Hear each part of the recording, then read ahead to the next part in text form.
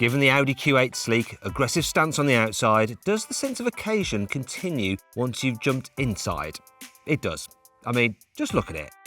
Audi has been leading the way with its interior fit and finish ahead of premium brands for some time now. And as its flagship SUV, the Q8 does not disappoint. There are swathes of leather, plenty of dense soft-touch plastic on the dashboard and doors, these gloss black and chrome trim pieces, and all the car's switches and air vents feel solidly built. There are just 2 trim levels to choose between when buying a Q8, the entry-level S-Line or pricier Vorsprung.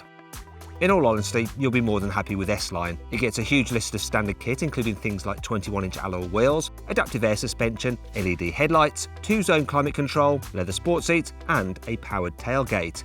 Vorsprung models add stuff like larger 22-inch wheels, all-wheel steering, a panoramic sunroof, a heads-up display, and handy sliding rear seats, but most of these features you can pick and choose and add from the options list to the S-Line version if you want. The Q8 comes with 3 huge infotainment screens as standard, 2 on the dashboard and 1 in front of the driver. Using the central 10-inch dashboard display, you'll control all the settings for the built-in sat-nav system and the settings for the car's adjustable air suspension. The menus are easy to read and sensibly laid out. Below this display, you'll find a smaller 9-inch screen that controls the Q8's climate control. It looks fancier than your usual knobs and dials, but you'll have to press the screen quite hard to operate it. Pinching both sides of the display together syncs the climate control settings, which is a neat touch, and swiping up and down on each side of the screen lets you quickly adjust the temperature settings without looking down.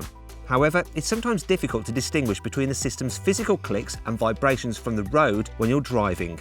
This is less of an issue with a larger dashboard-mounted display, but it can make using the lower screen a bit tricky.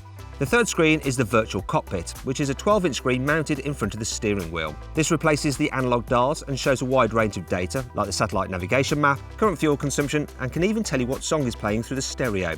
It's a doddle to use and is all controlled through handy buttons on the steering wheel.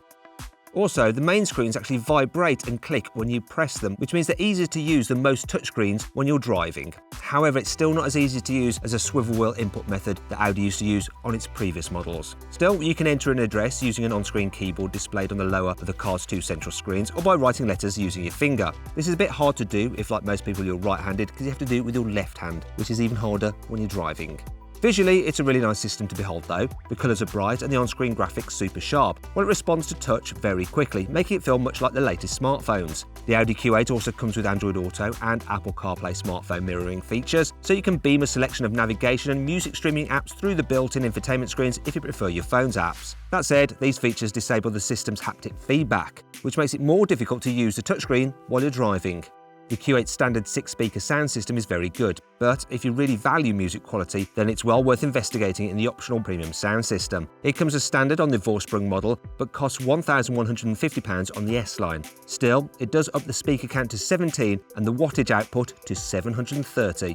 If that's not enough for you, then you could go for the 3D system with 23 speakers and no less than 1920 watts. So there's something for everyone, as long as you've got the budget. Overall though, Audi's move away from its old MMI rotary controller to twin touchscreens is a little bit of a step back because it is harder to operate. However, the system is super slick, looks brilliant, and is actually quite easy to navigate once you've got the hang of it.